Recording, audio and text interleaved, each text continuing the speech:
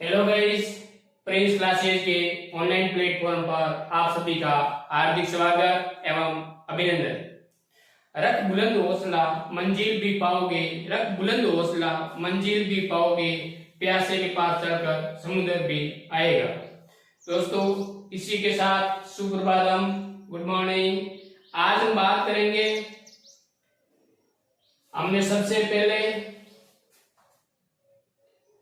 प्राचीन आवर्त सारणी की बात करी, उसके बाद में मध्य आवर्त सारणी की बात करी। प्राचीन आवर्त सारणी किन किन वैज्ञानिकों ने दी थी, एक एक करके हमने अध्ययन किया। मध्य आवर्त सारणी, मेंडलीव की आवर्त सारणी के बारे में हमने विस्तार से अध्ययन किया।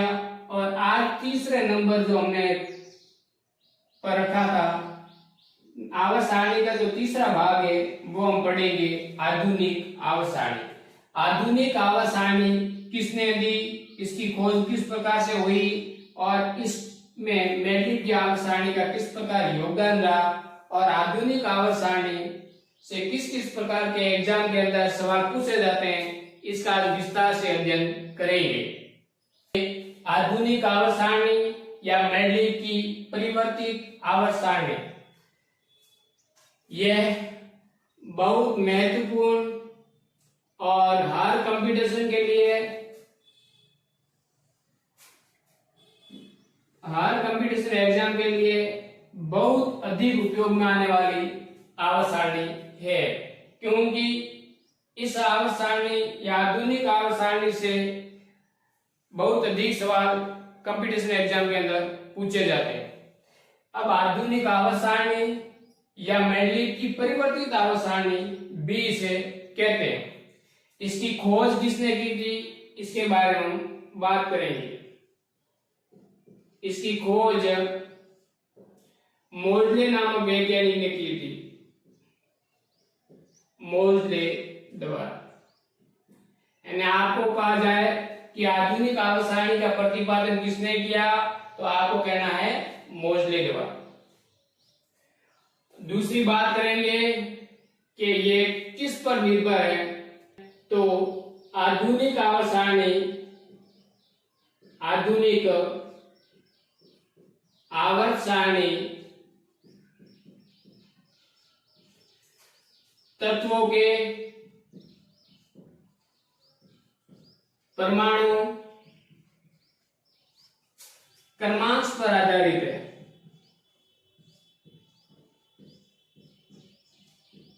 तत्वों के परमाणु क्रमांक पर आधारित हैं। पहला ये सवाल आ सकता है कि आधुनिक आवर्त सारणी को किस नाम से जाना जाता है, मेंडलीव की परिवर्तित आवर्त सारणी। दूसरा ये खोज आधुनिक आवर्त सारणी की किसने की थी, मोजले नामक वैज्ञानिक द्वारा। और आधुनिक आवर्त सारणी है वो तत्वों के परमाणु क्रमांक पर आधारित है। अब मोजले ने यह कहा कि तत्वों के जो भौतिक और रासायनिक गुण होते हैं और वह परमाणु क्रमांक के आवर्ती फलन होते हैं, और यह एक परीक्षण किया और परीक्षण करने के बाद में इस निष्कर्ष तक पहुंचे मोजले। तो वो परीक्षण कौन सा था, उसके बारे में हम बात करेंगे। तो मोजले किया परीक्षण, तो हम बात करेंगे मोजले का परीक्षण। मोजले ने किस प्रकार से प्रयोग किया जिससे यह पता चला कि जो तत्वों के भौतिक एवं रासायनिक गुण है वह परमाणु क्रमांक पर आधारित हैं। ये परमाणु क्रमांक के आवर्ती फलन होते हैं। पहले समझने की कोशिश करते हैं, उसके बाद में हम इसको लिख लेंगे। कैसे समझे कि उच्च वेग वाले इलेक्ट्रॉन, उच्च वेग वाले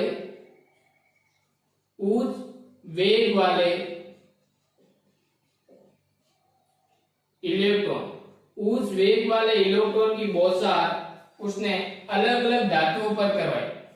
यानी उदाहरण के तौर पे मैं 2-3 धातु ले रहा हूं, जैसे लिथियम, बेरिलियम और सोडियम और मैग्नीशियम। दोस्तों, आपको पता है कि इसका जो परमाणु क्रमांक होता है वह 3 होता है। इसका जो परमाणु क्रमांक होता है 4 होता है और इसका जो परमाणु क्रमांक होता है वो 11 होता है और इसका परमाणु क्रमांक होता है 12। वो हम आगे पढ़ेंगे। मोजले ने क्या किया, मोजले ने उच्च वेग वाले इलेक्ट्रॉन को अलग अलग जो धातु हमने ली है उस धातुओं की सतह पर इसने बोछार करवाई। अलग अलग धातुओं की सतह पर बोछार करवाई। जब उच्च वेग वाले इलेक्ट्रॉन धातु की सतह पर जाके टकराते हैं तो बहुत अधिक मात्रा में ऊर्जा उत्पन्न होती है और वह ऊर्जा इस धातुओं के द्वारा विशिष्ट किरणों के रूप में बाहर निकलती है। उस किरणों को कहते हैं एक्स किरण। यानी उस वेग वाले इलेक्ट्रॉन जाकर जब धातु की सतह पर टकराएंगे तो एक्स किरणों का निर्माण होता है।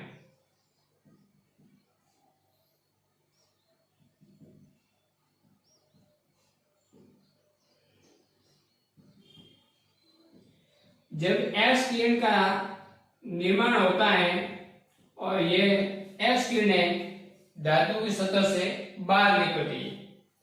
अब एक्स की किरणों की क्या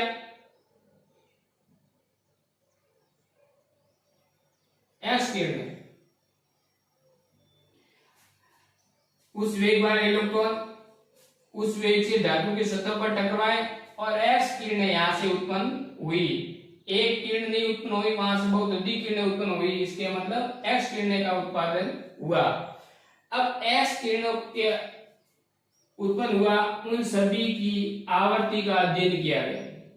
उन सभी की आवर्ती का अध्ययन किया गया कि इनकी आवर्ती क्या है इसके बारे में जाना। तो सबसे कम आवर्ती इसकी थी, सबसे कम आवर्ती, और सबसे अधिकतम जो आवर्ती थी वो मैग्नीशियम द्वारा जो एक्स किरणें उत्पन्न हुई उसकी थी सबसे अधिक आवर्ती। दोस्तों यहाँ हमने अध्ययन की दृष्टि के लिए 4 धातुएं ली है। आप इसकी जगह दूसरी धातु भी ले सकते हैं और जब एक्स किरणों का उन धातुओं पर बोछार करवाओगे तो उनसे भी एक्स किरणें उत्पन्न होंगी और एक्स किरणों के जब आप अध्ययन करोगे तो जिसका परमाणु क्रमांक कम है उसकी आवर्ती कम होगी और जिसका परमाणु क्रमांक ज्यादा है उसकी आवर्ती अधिक होगी। तो उसने निष्कर्ष निकाला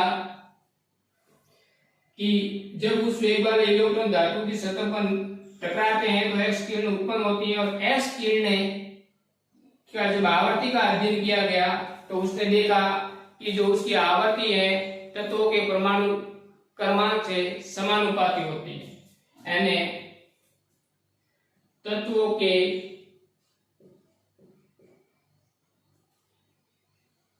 इसकी जो आवर्ती होती है और वह आवर्ती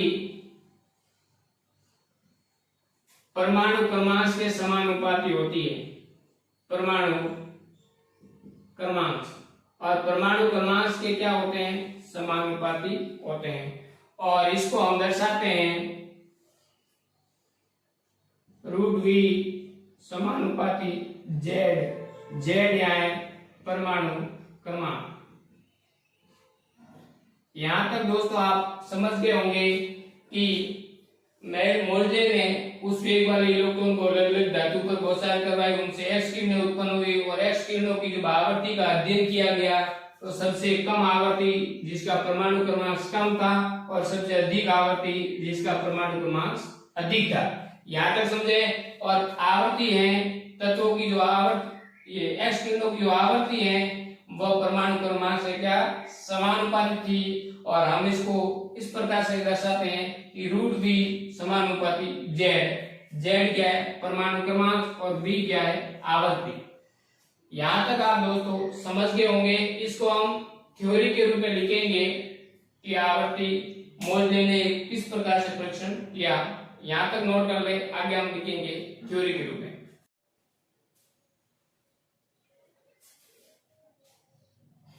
अब आगे हमने जो पढ़ा उसको थ्योरी के रूप में लिखकर आपके सामने पेश किया है। कि मोल्जे का परीक्षण, मोल्जे ने एक परीक्षण किया जिसमें उस वेग वाले इलेक्ट्रॉनों को भिन्न भिन्न धातु की सतहों पर बौछार की तथा एक्स किरणें प्राप्त की। भिन्न भिन्न धातु की सतहों पर एक्स किरणों की ये उच्च वेग वाले इलेक्ट्रॉन की बौछार की और एक्स किरणें प्राप्त की। उसने पाया कि एक्स किरणों की जो आवृत्ति है, एक्स किरणों की जो आवृत्ति है वह तत्वों के परमाणु क्रमांक से क्या होती है, समानुपाती होती है। और उसने देखा कि तत्व एक्स किरणों की जो आवृत्ति है वो तत्वों के परमाणु क्रमांक के समानुपाती होती है, √v समानुपाती z। इस परीक्षण से मोल्जे ने ये निष्कर्ष निकाला कि तत्वों के भौतिक एवं रासायनिक गुण है वह उनके परमाणु क्रमांकों के आवर्ती फलन होते हैं। जैसे जैसे परमाणु क्रमांक बढ़ेंगे तो उसके भौतिक और रासायनिक गुण का मान बदलेगा, लेकिन एक निश्चित अंतराल के बाद में उनके गुणों में क्या मिलती है, समानता मिलती है। अर्थात तत्वों के उनके परमाणु क्रमांक के बढ़ते क्रम में जमाया जाता है तो समान गुणों वाले तत्वों की एक निश्चित अंतराल के बाद में पुनरावृत्ति होती है। समान गुणों वाले तत्व है उनकी एक निश्चित समय के बाद में क्या मिलती है, पुनरावृत्ति होती है। इसे कहते हैं आधुनिक आवर्त का नियम। इसे क्या कहते हैं, आधुनिक आवर्त का नियम। अब आगे देखेंगे कि आधुनिक आवर्त का नियम क्या है। आधुनिक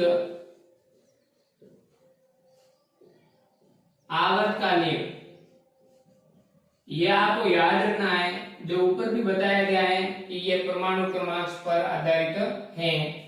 तत्वों के भौतिक एवं रासायनिक गुण, तत्वों के भौतिक एवं रासायनिक गुण तत्वों के परमाणु क्रमांक के आवर्ती फलन होते हैं। आवर्त फलन या आवर्ती फलन होते हैं।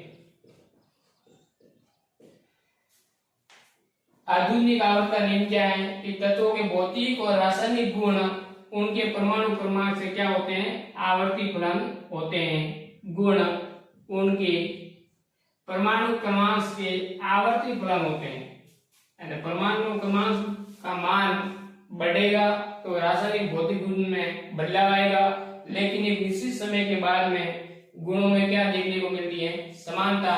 इसे कहते हैं आधुनिक आवर्त का नियम।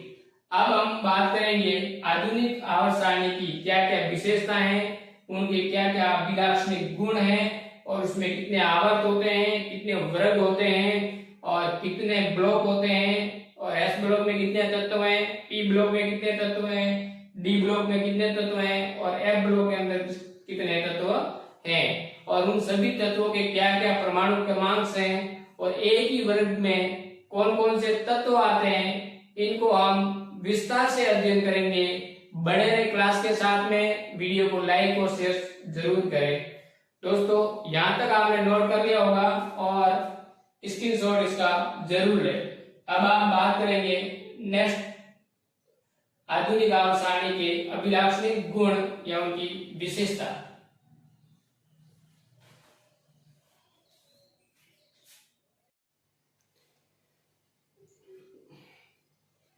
दोस्तों अब बात करेंगे आधुनिक आवर्त सारणी के अभिलाक्षणिक गुण।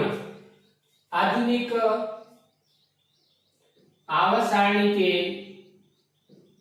अभिलक्षण क्या क्या अभिलक्षण है, इसके बारे में हमें अध्ययन करेंगे। दोस्तों हमने आगे भी पढ़ा कि आधुनिक आवर्त सारणी का जो अन्य नाम है वो मेंडलीव की परिवर्तित सारणी मैनली की परिवर्तित आधुनिक आवर्त सारणी के अभिलाक्षणिक गुण और आधुनिक आवर्त सारणी का एक अन्य नाम भी है कि मेंडलिक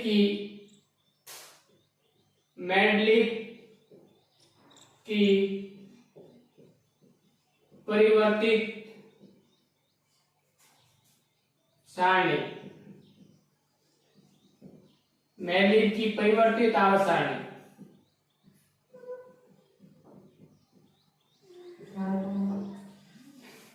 आधुनिक आवर्त सारणी के अभिलाक्षणिक गुण पढ़ने से पहले हम जाने कि आधुनिक आवर्त सारणी को मेंडलिक की परिवर्तित आवर्त सारणी भी कहते हैं। ये आगे हम समझ चुके। अब इसके अभिलाक्षणिक गुण क्या है इसके बारे में बात करेंगे। अभिलाक्षणिक गुण पढ़ने से पहले हम मेंडलिक की आवर्त सारणी पर थोड़ा फोकस करें तो हमने देखा कि मेंडलिक के दो, एक तो ऊर्ध्वाधर स्तंभ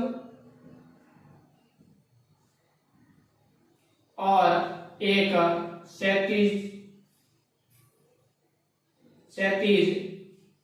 पंक्ति। जो ऊर्ध्वाधर स्तंभ थे उसको वर्ग कहा गया था और क्षैतिज पंक्तियों को आवर्त कहा गया था।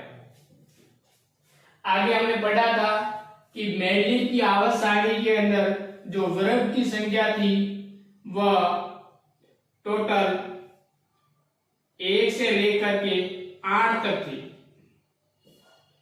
और क्षैतिज पंक्ति उसको हम आवर्त कहते हैं और उनकी संख्या वहां पर 7 थी।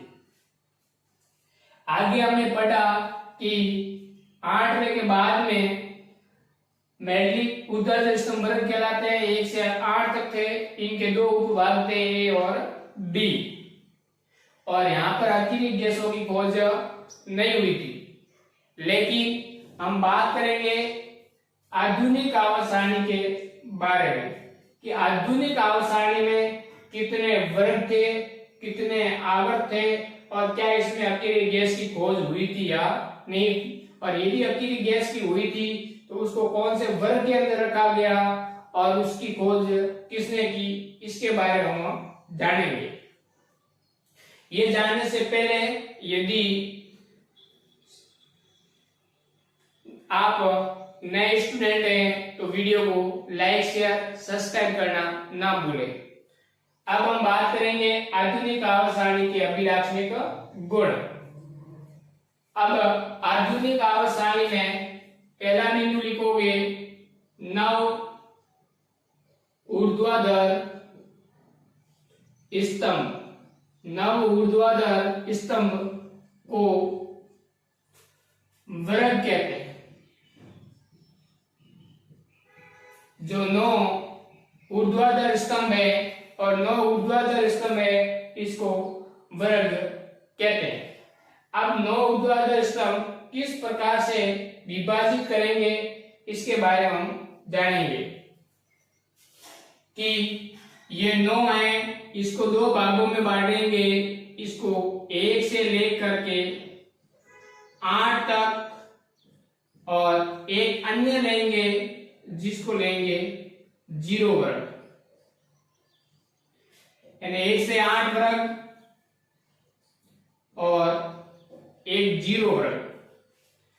अब यहाँ पर 0 वर्ग की बात नहीं की थी और यहाँ पर 0 वर्ग की बात की क्योंकि इस समय अकेले गैस की खोज नहीं हुई थी और यहाँ पर अकेले गैस की खोज हो गई थी और 0 वर्ग के अंदर 0 वर्ग के अंदर अकेले गैस रखी गई, अकेले गैस से रखी गई। यानी यहाँ पर कितने वर्ग थे? 8, जबकि आधुनिक आवर्त सारणी में वर्ग कितने हैं? 9। यहाँ देखो 8 वर्ग है और यहाँ कितने हैं? 9 वर्ग है। यहाँ 8 वर्गों को उपवर्गों के अंदर बांटा था तो यहाँ भी उपवर्गों के अंदर बांटा है, लेकिन नमा जो वर्ग यहाँ रखा गया 0 वर्ग उसके अंदर अकेली गैसें रखी गई। तो अगला बिंदु हम लिखेंगे 1 से 8 वर्ग प्लस अकीय गैस से और अकीय गैसों का शून्य ग्रुप, शून्य वर्ग, यहां आप यहां सीधा लिख सकते हो 0 वर्ग, अकीय गैसों का 0 वर्ग। अकीय गैसें किसमें रखी गई है? 1 से 8 तक वर्ग, और अकीय गैस को कहां रखा गया है? 0 वर्ग के अंदर रखा गया है। आपसे पूछा जाए कि अकीय गैसों का कौन सा वर्ग है, तो 0 वर्ग है। 1 से 8 तक अलग है। अब यहां जब अकीय गैस आ गई है तो हम बात करेंगे अकीय गैसों की खोज किसने की थी।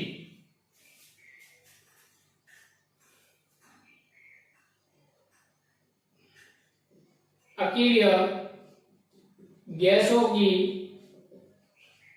खोज रैमसे रैम और शे नामक वैज्ञानिक ने की।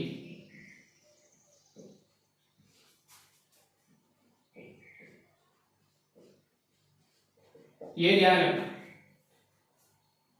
अकीय गैसों की खोज किसने की थी? रैम से। इंग्लिश में याद रखो तो राम और से, राम से। ये हम ऊर्ध्वाधर स्तंभ की बात करी, जिसे क्या कहते हैं? वर्ग कहते हैं, ग्रुप कहते हैं। अब हम बात करेंगे कि इस समय कितने आवर्त थे आधुनिक आवर्त सारणी के अंदर, आवर्त कितने थे इसकी बात करेंगे। आधुनिक आवर्त सारणी में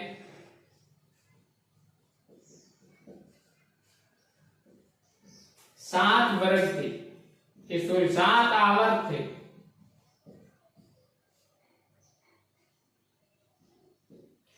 जो आधुनिक आवर्त सारणी उसके अंदर आवर्त कितने हैं? 7।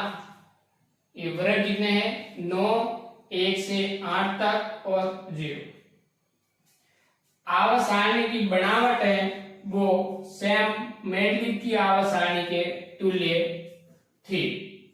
लिख सकते हैं आधुनिक आवर्त सारणी की बनावट मेंडलिक के आवर्त सारणी के समतुल्य थी। मतलब यहां भी 1 से 8 तक जो वर्ग है उसको उपवर्गों में बांटा, तो आधुनिक आवर्त सारणी में भी 1 से 8 तक इसको उपवर्गों के अंदर बांटा। यहाँ केवल ये ध्यान रखा गया कि 0 वर्ग है वो अलग से खोजा गया, वहां पर 0 वर्ग नहीं था। और वहां पर भी मेंडलिक की आवर्त सारणी के अंदर भी आवर्त कितने थे? 7, और यहाँ पर भी आवर्त कितने हैं? 7। यहां तक दोस्तों आप समझ गए होंगे। अब हम क्या क्या पढ़ चुके हैं इसकी बात करेंगे। क्या हम पढ़ चुके हैं? प्रारंभिक आवर्त सारणी किन किन वैज्ञानिकों ने दी थी? 5 वैज्ञानिक थे, वो आपको एक एक अध्ययन किया कि न्यूलैंड का जो अष्टक नियम है, और लोबनर का ट्रिप्स नियम है, लोथर मेयर का है, प्राउड का है और लोबनियर है, वो अलग अलग वैज्ञानिक हमने यहाँ पर पढ़ा। उसके बाद में अगली बात हमने करी मध्य आवर्त सारणी, आवर्त सारणी। और मध्य आवर्त सारणी किसने दी थी? मेंडलिक ने दी थी। ये भी आपने समझा।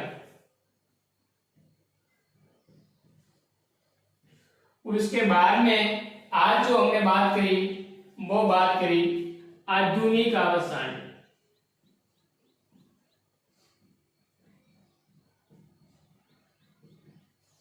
सबसे ज्यादा जो सवाल आते हैं इन दोनों में से आते हैं।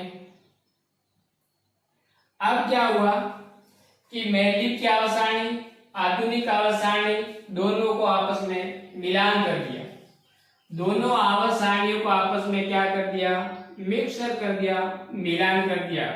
वर्तमान समय में जो अभी चल रही है आवर्त सारणी, इन दोनों को आपस में मिलान करके एक नई आवर्त सारणी दी गई, उसको कहते हैं दीर्घ आवर्त सारणी।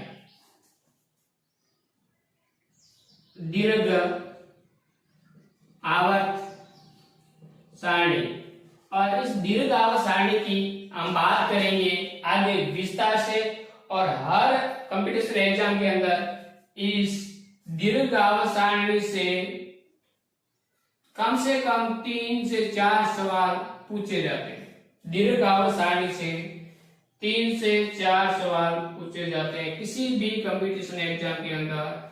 यदि उस सिलेबस के अंदर आवर्त सारणी नाम का टॉपिक है तो सवाल यहाँ से 3 से 4 सवाल जरूर पूछे जाते हैं। अब इनकी हम बात करेंगे, आगे विस्तार से अध्ययन करेंगे, क्योंकि इनके अंदर जो जो तत्व हैं, जो जो ब्लॉक हैं, और उन सभी का हम बात करेंगे। और ये भी कहेंगे कि आज दीर्घ आवर्त सारणी को हम किस प्रकार से अध्ययन करें ताकि एग्जाम तक हमें आसानी से याद रहे। दोस्तों, यहाँ तक आप समझ गए होंगे कि मेंडलिक ने क्या कहा और आधुनिक आवर्त सारणी में विशेष रूप से किस पर जोर दिया गया।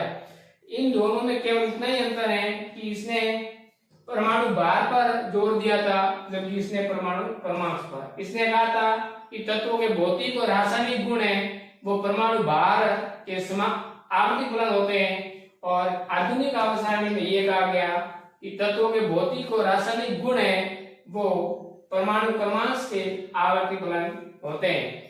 और यहाँ पर वैज्ञानिकों ने अलग अलग मत दिया था।